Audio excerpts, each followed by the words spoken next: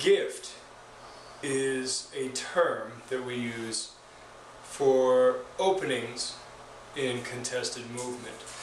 This could be grappling, this could be striking, this could be even survival competitive games. It could be football.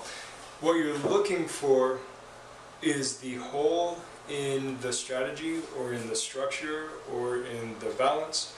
You're looking for the hole that you can exploit. That sounds awfully sexual, doesn't it? Anyway, the point is that the gift is something that you have to train yourself to observe. And I assure you, observing and training how to deal with the gift, how to exploit it, should be the focus of your contested movement training. You really can't get off many techniques without a gift. You'll notice, for you sports players, you'll notice that certain strategies in ball sports don't work without the opposing team moving in a certain fashion. For you joint lockers, Aikido and Jiu-Jitsu and Silat and all those, you're dealing with gifts of anatomical exposure for these locks. With strikers, you're dealing with much the same. You're dealing with an anatomical opening for a soft spot. You don't really go after punching somebody directly in the elbow, do you? No. You wait until the arm is straight and exposed, or some other variation of a gift that may present itself. For you throwers and takers down, wrestlers and whatnot, you're looking for gifts of balance.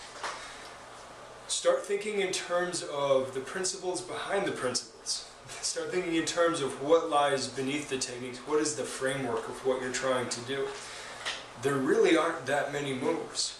There's a whole host of minor differences in moves, but a wrist only bends so many ways. A leg pick takedown only happens so many ways. A punch only fires so many ways.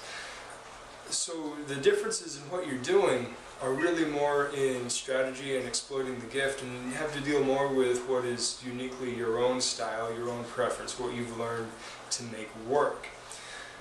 And the gift is something that you have to learn how to observe, because the gift is, though sometimes something you can set up, is frequently something you have to learn how to just see. There are lots of drills that we can get into, and we will at a later date, especially if you come to class, on how to learn how to see these things. Learning how to see is very important. When I was taking an art class back in high school, the teacher said, art is simply learning how to see.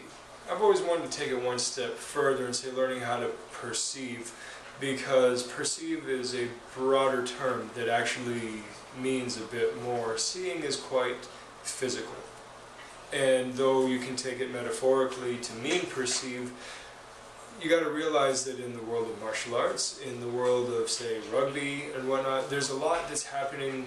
There's a lot of information coming in that has nothing to do with your vision, has everything to do with touch sensitivity. There are going to be subtle cues in stressful situations with smells. Who knew, right? Well, the experts know, and animals know, but as humans, we're fairly desensitized to smells. So you have to learn how to exploit your other senses to observe a gift and then be able to act or react upon it. It's so incredibly important, and the finer the skill becomes, the finer the technique becomes, the more precise it needs to be, the more you're going to have to rely on a gift to provide those ideal circumstances or the specific range of circumstances that the gift will be useful in. That's all I got to say on the matter for now. Otherwise, come to class, come join us down at the park, or come here to the private training site. Don't charge much, and get your training on. Till then, good journey.